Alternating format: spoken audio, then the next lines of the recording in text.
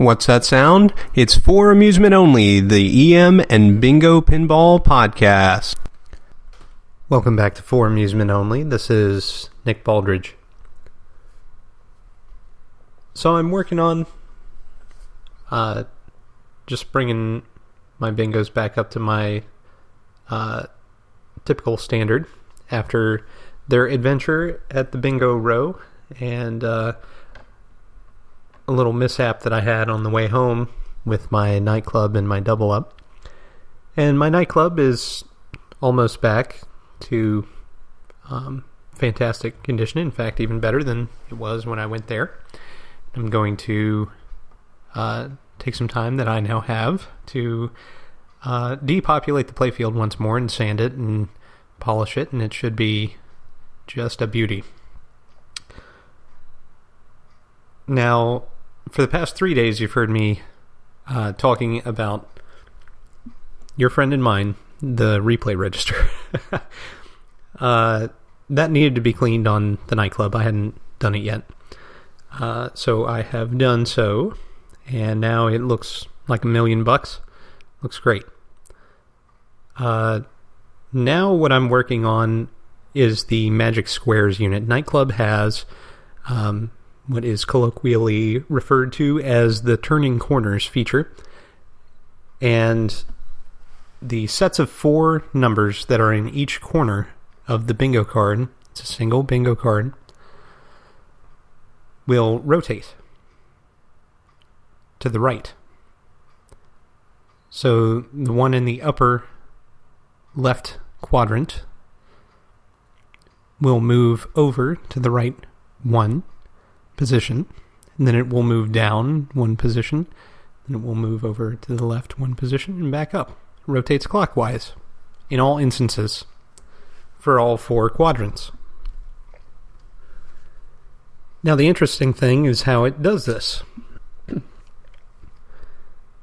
One might assume, as I had before I worked on a Showtime a few years ago, that the Magic Squares unit is comprised of 4 separate motors, 1 for each quadrant. That's not the case.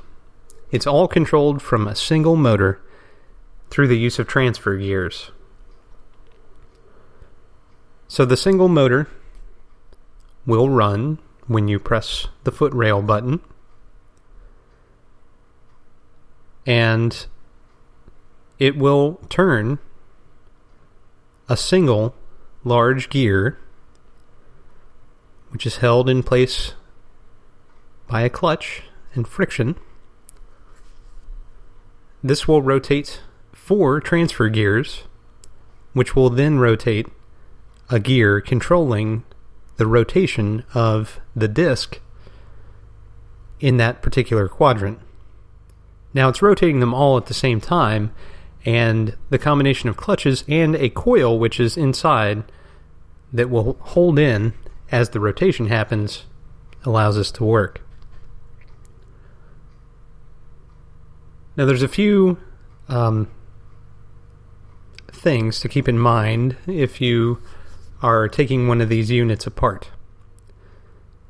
The first is that there are compression springs on each quadrant and in the center. The one in the center is heavy duty, and the one on each quadrant is pretty lightweight. Basically what this does is spread the pressure evenly across a disc, a big flat metal disc, which applies pressure to the clutches underneath. It basically ensures a solid connection with the gear that exists underneath. If those compression springs are in the wrong place when you reassemble, then the thing won't turn properly. Now I've taken this unit apart, I've cleaned everything, I've reassembled it, and I had an issue where 2 of the quadrants would not turn appropriately, and I had tried a whole bunch of stuff to try to get it to work. It was mechanical and not electrical because the coil was pulling in, the motor was turning.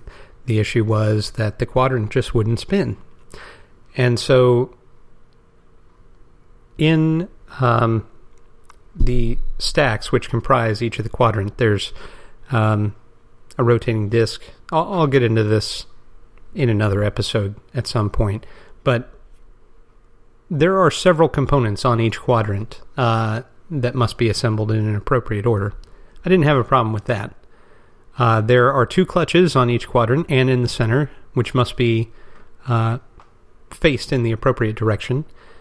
I didn't have a problem with that. There are washers which must be in the appropriate places. Didn't have a problem with that. I could freely rotate the thing by hand. No big deal. It was only when the gear was actually rotating that I had a problem. And so it appeared to me, at first glance, that it was a clutch issue.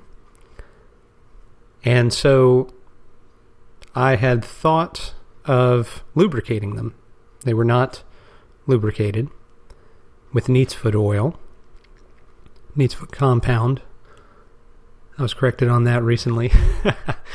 There's a Neat's Foot oil that exists for horses, but it's actually different stuff, as I was cautioned. So Neat's Foot compound that you get from the hardware store, which is what I use. I did not go to the tack store and get Neat's Foot oil, but I was going to put Neat's Foot compound on there, but I took another look just to ensure that everything was assembled correctly. I took everything apart again. I checked out the disc underneath, made sure it was lubricated, everything was good. Everything was great. So I reassembled it. And then I really got to looking. And what I had done, there are slip rings which transfer the power to the lamps and allow the game to sense their position relative to the other numbers. Well, the wiper arms on those I had tightened down too much. There was too much pressure on them, and they were actually dragging on the slip rings themselves, which was producing more friction than there needed to be. And so I could turn it by hand, no big deal. I can vary my hand strength to make it turn easier. The motor couldn't overcome that, though. So I ended up having to loosen those 2 quadrants slip rings just a little bit. Slip ring wipers, rather, stacks. And then retighten them a little less tight. And suddenly, everything starts turning. I've got to say, I really enjoy the simplicity of the Magic Squares unit compared to, let's take Mystic Lines as an example. Mystic Lines has 3 separate motors. It's massively more complex than the Magic Squares unit. And I just think it's pretty neat. It involves more clutches than the Mystic Lines unit, of course, because the Mystic Lines unit is kind of direct driven. But that said, there's a lot less maintenance. So you have a single motor. It turns at a consistent rate. It manipulates all 4 corners at the same time and will only release one at a time based on the buttons that you're pressing on the foot rail. So yet again, Bally's elegant design shines through to 2015 here. And this is something that they came up with in the 1950s. I would love to see a modern Magic Squares game. I think they are tons of fun. Nightclub is far and away my favorite out of the 2 that I've played, that being Showtime and Nightclub. I've also played Sun Valley, but I'm not really counting that because that's not exactly the same kind of Magic Squares. But, I'm consistently impressed with how amazing and reliable these mechanisms are. And of course they would have to be. These games were operated heavily for very long periods of time in some instances, so it's all just fascinating, as I'm sure you can tell. I'm fascinated by them. Well, thank you very much for listening. My name again is Nick Baldridge. You can reach me at foramusementonlypodcast@gmail.com, or you can call me on the Bingos line. That's 724-BINGOS1, 724-246-4671.